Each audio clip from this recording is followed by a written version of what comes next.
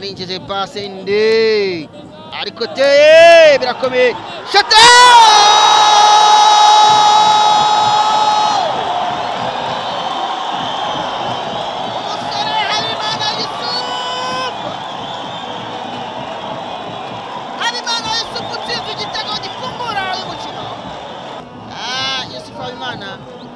bakunu bakinye Nazaria Diedona isatanga passe Yusufu arekura umwambi hariya amenyeza amarebye asanga ndani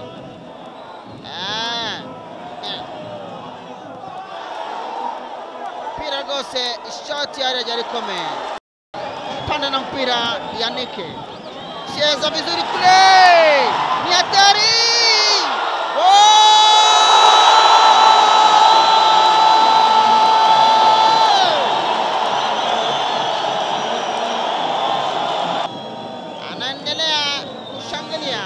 wanapanda kule angalia jinsi walivyopanda hapo waligongeana vizuri mabeki wa Etincelles wakasuba wakifikiri kwamba ilikuwa ni offside.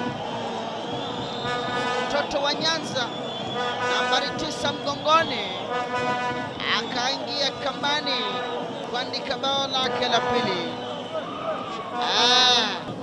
Tebi Rashid arakina nande Tebi atanze kantu ariko shot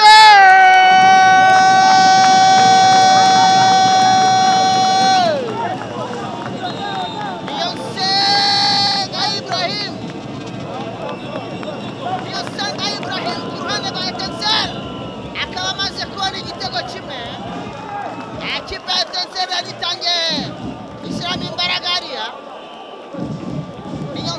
Ibrahim aka Kibonge akaba atsinze igitego kimwe Muhanga bibiri buryo bagiye baherekanya kwa Mutebi tera hariya Ibrahim aturuka inyuma araza ashyiramo ikintu ndavuga ishoti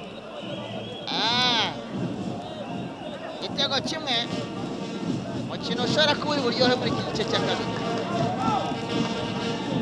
Gura dekoderi ya Azam TV ku mafaranga 50,000 yonyine tukongera ifatabuguzi ry'amezi 2 kuri book ya Azam Play. Ushobora kandi kugura abonnement ukoresheje MTN Mobile Money, Airtel Money na Tigo Cash ndetse no kubaduhagarariye mu gihugu hose. Azam TV imyidagaduro kuri bose.